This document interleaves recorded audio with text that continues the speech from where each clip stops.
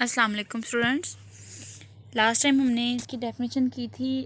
आज हमने जो बाकी रिमेनिंग डेफिनेशंस रह गई हैं आज हमने वो करनी है, तो उस पर फोकस करिएगा। आज लिखा हुआ है market price of an asset, यानी कि मार्केट प्राइस एसेट की इससे क्या मुराद है।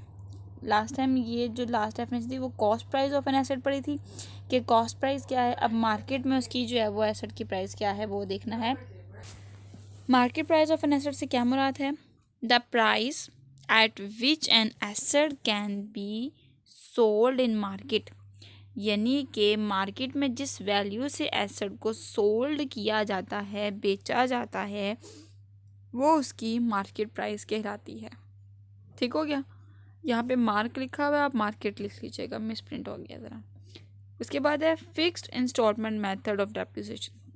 बच्चों आप लोगों ने दो तरह के मेथड पढ़े थे डेप्रिसिएशन के, एक था फिक्स इंस्टॉलमेंट और एक था रिड्यूसिंग बैलेंस मेथड।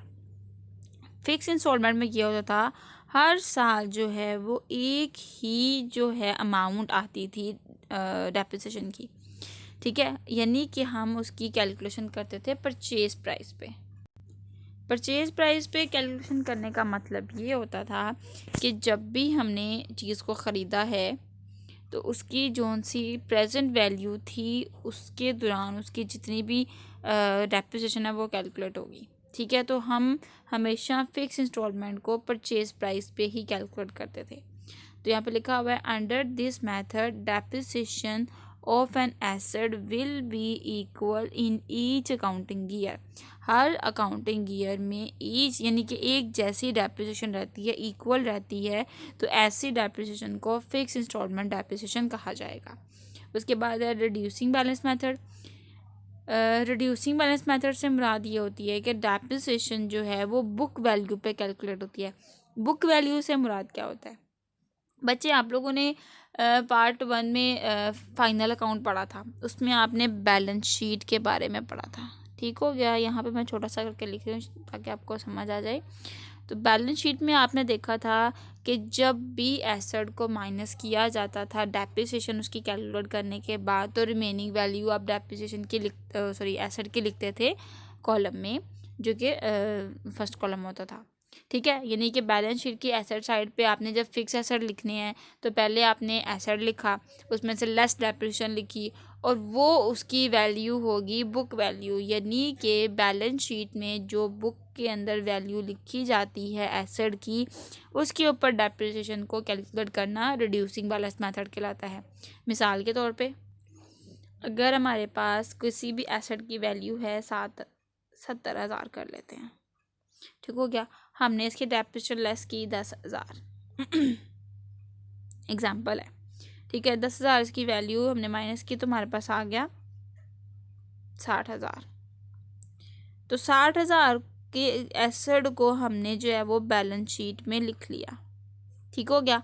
अब नेक्स्ट ईयर जब हमने डेप्रिसिएशन कैलकुलेट करनी है तो 60,000 पे करनी है, तो 60 की भी जो है वो 10,000 डेप्रिसिएशन, लेट सपोज 60 की डेप्रिसिएशन अगर 10% ले तो वो 6,000 आ जाती है। तो 60 को हमने 6,000 से, उस पर लिखा भी नहीं जा रहा, 60 को जो है वो हम 6,000 से जो है वो माइनस करेंगे तो हमारे पास कितना आएगा 54,000। तो इसका मतलब बुक वैल्यू क्या हुई 54,000।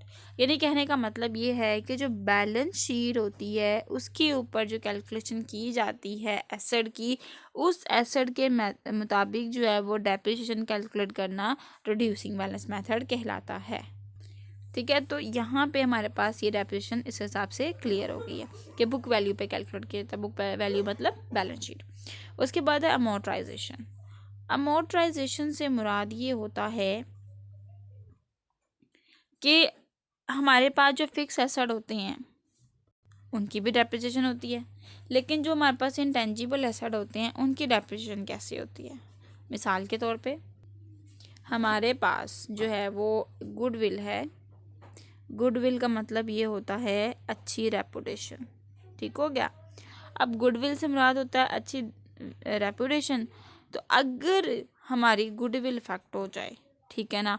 मतलब लोगों के मुताबिक हमारा काम बहुत अच्छा जा रहा है, लेकिन अगर हमारा काम जो है वो ख़राब हो जाए, हम जो प्रोडक्ट बना रहे हैं वो भी अच्छा ना हो, या एक डॉक्टर की एग्जांपल ले लेते हैं। एक डॉक्टर जो है वो क्या करता है, एक बहुत अच्छा इलाज करता है लोगों का, लेकिन अगर इससे कोई गलत इंजेक्शन लग जाए और किसी पेशेंट की जो है वो डेथ हो जाए, तो लोगों के सामने तो यही व्यू होगा कि ये डॉक्टर तो जो है वो गलत जो है वो लोगों का इलाज करता है। तो इसकी गुडविल पे इफेक्ट हुआ ना, यानी कि जहाँ पे उसके पास ज़्यादा लोग आते थे अब इसके पास कम लोग आएंगे।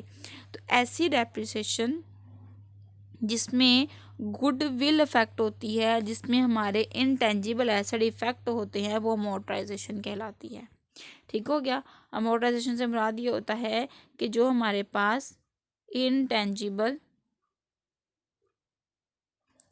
एसेट जो हैं उनकी वैल्यू में कमी आना, ठीक है, उनकी वैल्यू कम होना, ठीक है ना, वैल्यू जो है वो डिक्रीज होना अमोर्टाइजेशन कहलाता है। क्योंकि हम लोग फिक्स एसेट की जो डेप्रिसिएशन को अमोर्टाइजेशन नहीं कह सकते, और ना ही जो है वो इंटेंजिबल एसेट की डेप्रिसिएशन को कह सकते हैं। तो इनके लिए डेप्रिसिएशन का वर्ड जो है वो अमोर्टाइजेशन यूज़ होगा, यानी साख्त में कमी आ जाना।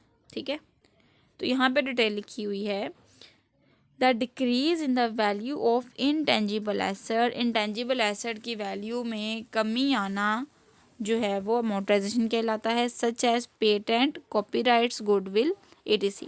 तो अब यहाँ पे थोड़ा सा चेंज कर लीजिएगा, the decrease in the value of intangible asset is called, ठीक है ना, इज कॉल्ड अमोर्टाइजेशन।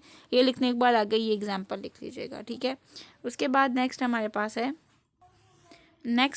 है फिक्स एसेट्स।